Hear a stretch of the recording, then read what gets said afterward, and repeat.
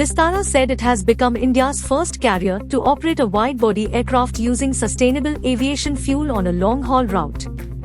The ferry flight from Charleston International Airport, South Carolina to Indira Gandhi International Airport, Delhi was operated in partnership with Boeing and GE Aerospace on Vistara's newest GEnx-powered Boeing 787-9 Dreamliner aircraft, the fourth in its fleet.